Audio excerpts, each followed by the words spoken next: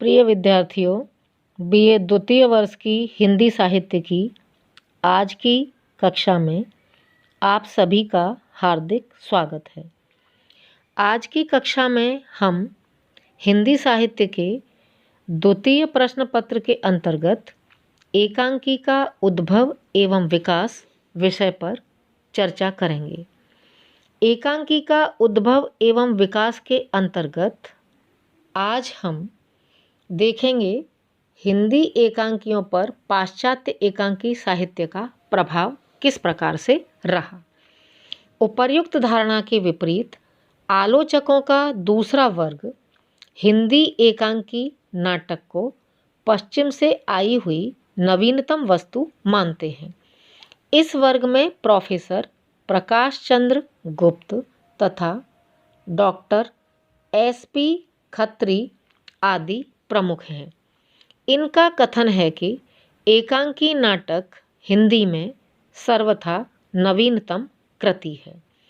इसका जन्म हिंदी साहित्य में अंग्रेजी के प्रभाव के समकालीन ही हुआ है। हिंदी में एकांकी पश्चिम से आया। एकांकी अंग्रेजी साहित्य की देन है।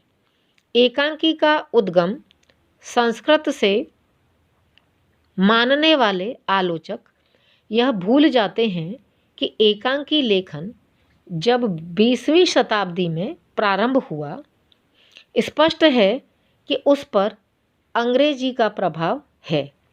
यह ठीक है कि संस्कृत नाट्यशास्त्र में रूपक के कई उपभेद ऐसे हैं जिनमें केवल एक ही अंक होता है, जैसे अंक, व्यायोग, भाण, वीथी आदि।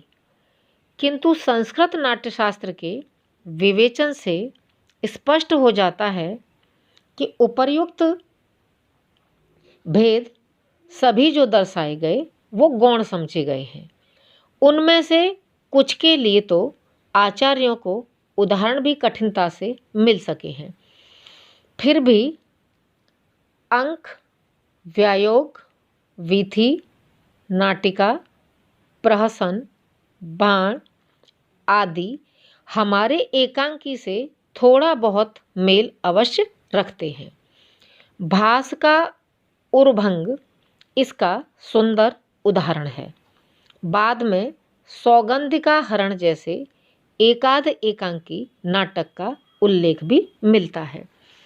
संस्कृत साहित्य में एकांकी विधा का अस्तित्व रहा, किंतु आज जो एकांकी का स्वरूप है उसे देखकर प्राय यह कहा जाने लगा है कि हिंदी एकांकी पाश्चात्य साहित्य से आयातित है। डॉक्टर हरदेव बाहरी का कथन है कि हिंदी में आधुनिक एकांकी नाटक पश्चिम से आया है। संस्कृत में पुरानी परिपाटी के नाटकों का उल्लेख उपलब्ध है, किंतु ये पुराने टाइप के काव्य प्रधान एकांकी हैं। हिंदी का एकांकी संस्कृत रीति के अनुसार नहीं, पाश्चात्य शैली से प्रभावित है। उपेंद्रनाथ अश्क भी इसे स्वीकार करते हुए कहते हैं कि एकांकी लिखने की जो स्फूर्ति हमें हाल ही में मिली है उसका कारण प्राचीन संस्कृत नाटक न होकर पश्चिम का एकांकी ही है। उर्दू भी इस सिलसिले में पश्चिम का एहसानमंद रहा है। उर्दू में पहले पहल अंग्रेजी नाटकों के अनुवाद छपे और अब भी अधिकतर ऐसा ही होता है। अधिकांश समीक्षकों की यह धारणा है कि हिंदी की एकांकी संस्कृत साहित्य की नहीं, पाश्चात्य की देन है। आधुनिक काल में ही एकांकी साहित्य का उदय हुआ। प्रोफेसर महेंद्र के अनुसार सन 1850 में भारतेंदु का जन्म हुआ। अतः 19वीं सदी के उत्तरार्ध के प्रथम वर्ष से ही हिंदी के आधुनिक काल का जन्म हुआ। 150 वर्षों की घनीभूत चेतना यहीं से अपनी अभिव्यक्ति प्राप्त करने लगी थी तथा साथ ही ऐसी राजनीतिक एवं सामाजिक परिस्थितियां भी उत्पन्न होती गईं कि इस नूतन समारंभ का अप्रतिहत प्रगति विस्तार भी प्राप्त होता चला गया। डॉक्टर बच्चन सिंह का अभिमत है कि हिंदी एकांकी का वास्तविक आरंभ छायावादोत्तर काल में ही होता है। यों तो भारतेंदु हरिश्चंद्र के धनंजय विजय, व्यायोग, विशस्य विषमोषधम भाण, भारत दुर्दशा, नाट्यरासक, अंधेर नगरी, प्रहसन आदि एक प्रकार के एकांकी ही हैं। इनमें दृश्य के स्थान पर अंक लिख दिया गया है। यदि अंकों के स्थान पर दृश्य लिख दिया जाए तो इनका ढांचा बहुत कुछ एकांकी सा हो जाए। भारतेंदु के अतिरिक्त राधाचरण गोस्वामी, बालकृष्ण भट्ट, प्रताप नारायण मिश्र आदि ने भी इस तरह के एकांकी लिखे हैं, पर आधुनिक एकांकी के अर्थ में उन्हें एकांकी नहीं कहा जा सकता है। डॉक्टर नगेंद्र के इतिहास में लिखा गया है कि हिंदी में एकांकी नाटकों का प्रचलन विशेष रूप से विवेच्य काल के अंतिम कुछ वर्षों में हुआ। यों आरंभ से ही एकांकी लिखने के छुटपुट प्रयास होने लगे थे। उदाहरणतः अगर देखा जाए तो महेश चंद्र प्रसाद के भारतेश्वर का संदेश शीर्षक पदबद्ध एकांकी, देवी प्रसाद गुप्त के उपाधि और व्याधि तथा रूपनारायण पांडेय द्वारा अमूल्य चरण नाग के बंगला नाटक प्रायश्चित के आधार पर लिखित प्रायश्चित प्रहसन का उल्लेख किया जा सकता है। आगे यदि हम देखते हैं इसी श्रृंखला में, तो संस्कृत एकांकी साहित्य के अनुकरण पर भारतेंदु युगीन नाटकों ने एकांकी साहित्य का सृजन किया। यद्यपि शैली में पाश्चात्य एकांकी साहित्य के प्रभाव की प्रतीति होने लगी थी। भारतेंदु युग के पश्चात विवेच्य काल में एकांकी सृजन की परंपरा रही। इस युग में सुदर्शन की राजपूत की हार, प्रताप प्रतिज्ञा, राम नरेश त्रिपाठी के स्वप्नों के चित्र, दिमागी ऐयाशी, बद्रीनाथ भट्ट का लवणथोंगो तथा जयशंकर प्रसाद के सज्जन, करुणालय, प्रायश्चित और एक घूंट आदि एकांकी लिखे गए।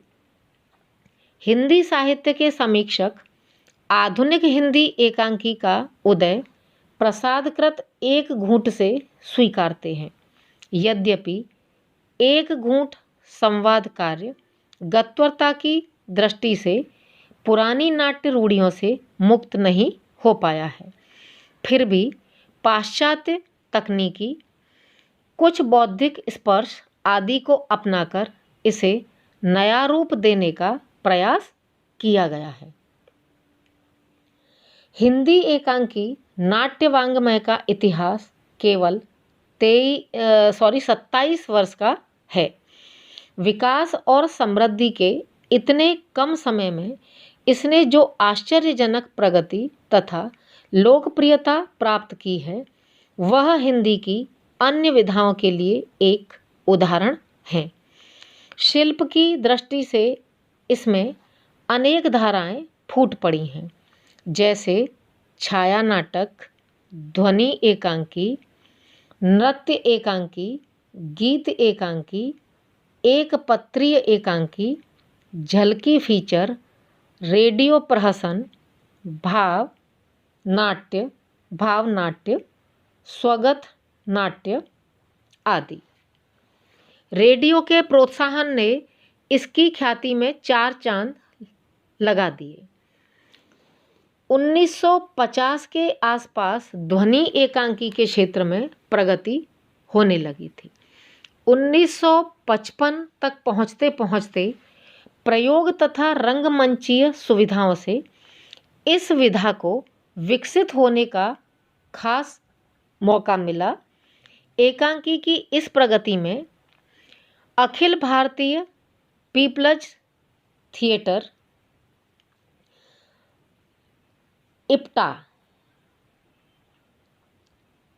इप्टा का मुख्य हाथ रहा, जिससे मंचीय बाधाओं को दूर करने में विशेष रूप से सहायता मिली।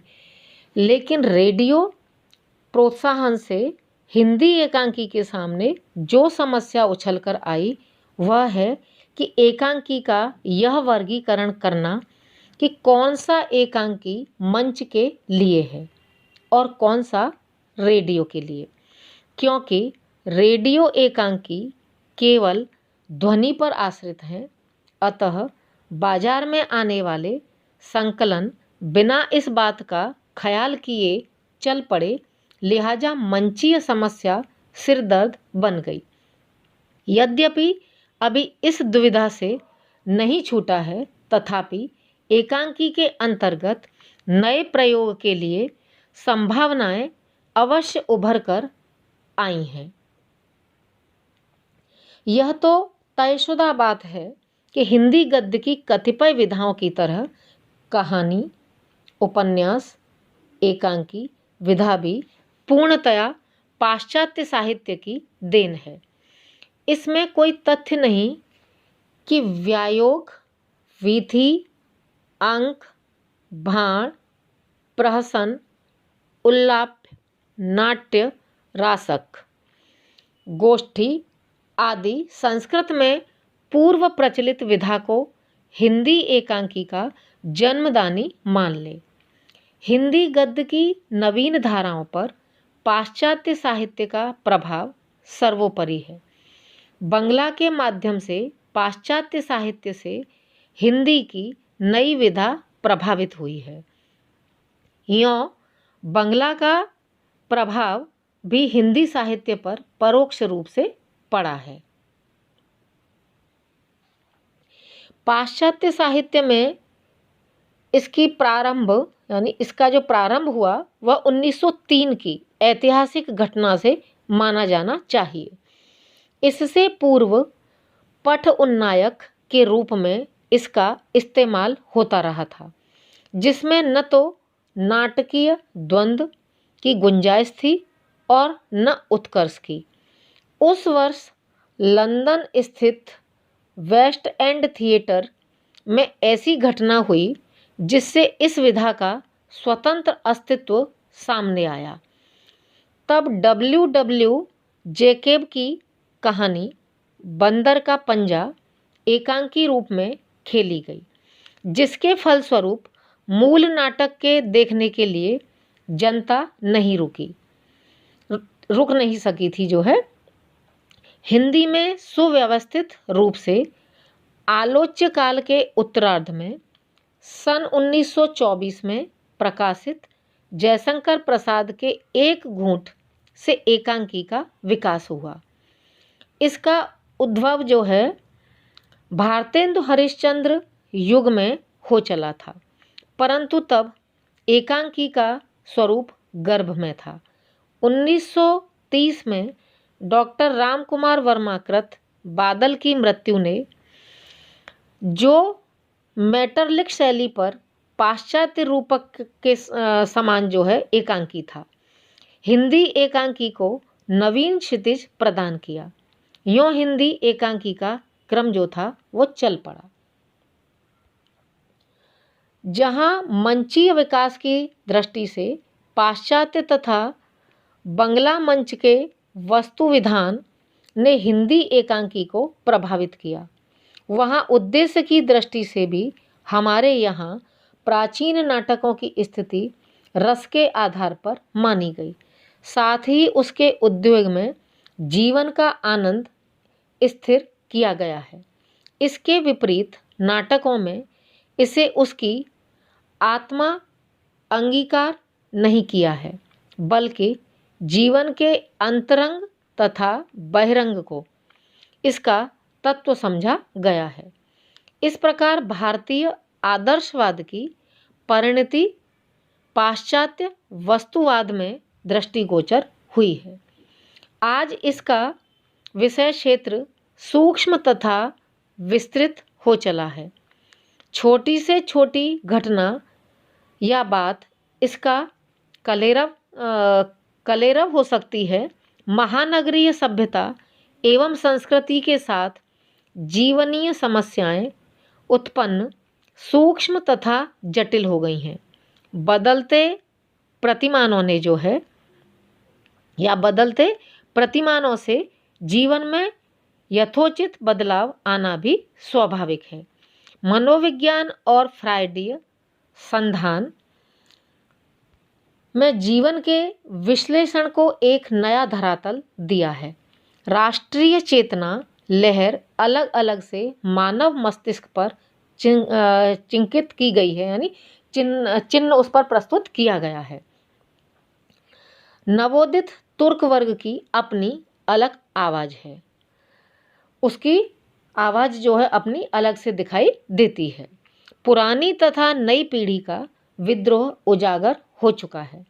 एक समय था जब धर्म से भी सभी क्षेत्र प्रभावी थे, लेकिन आज राजनीति से प्रभावित हुए बिना किसी बात पर सोचना भी बहुत मुश्किल है। दूसरी, अर्धविकसित मानव समाज जीवन की प्रारंभिक कठिनाइयों से जूझता हुआ आगे बढ़ रहा था। यों विषय सामग्री की चुनाव विविधतापूर्ण है, विस्तृत तथा सूक्ष्म है। आज प्रचार तथा प्रसार की ताकत विध्वंसकारी अस्त्र शस्त्रों से कम नहीं है। रेडियो, अखबार, पुस्तकें तथा विज्ञापन आज प्रचार का मुख्य साधन है। एकांकी अन्य सब विधाओं की अपेक्षा इस कार्य में विशेष सहायक सिद्ध हो सकता है, क्योंकि यह दृश्य तथा श्रव्य विधा एक साथ हैं। जनप्रिय मनोरंजन का प्रभावी साधन है। अर्धशिक्षित, अशिक्षित तथा शिक्षित सभी के मानव तनावों को आकर्षित करने वाला है। रेडियो पर एकांकी, पत्रिका में कहानी और पुस्तक के रूप में उपन्यास आज हिंदी जगत में विशेष स्थान बना सके हैं। यदि सरकारी तथा गैर सरकारी संस्थाओं में एकांकी प्रिय होते जा रहे हैं, तथापि जैसी अपेक्षा की जाती थी कि वहाँ रंगमंचीय संबंधी जितनी भी सभ्यताएं मिल सकेंगी, सभ्यताएं जो है मिल सकेंगी, वे नहीं मिल पा रही हैं। ऐसे एकांकी जिनकी अभिव्यक्ति में गंभीरता तथा तीव्रता आ गई है और जिनमें अंतर्द्वंद का सफल चित्रण किया गया है, आवश्यक रूप से मंचीय आधुनिक सुविधाओं से संबंध एक वर्ग इस ओर सजग है। इस तरह से जो है हमने आज इस व्याख्यान में हिंदी एकांकियों पर पाश्चात्य एकांकी साहित्य का प्रभाव किस प्रकार से रहा, इस विषय पर जो है विस्तृत चर्चा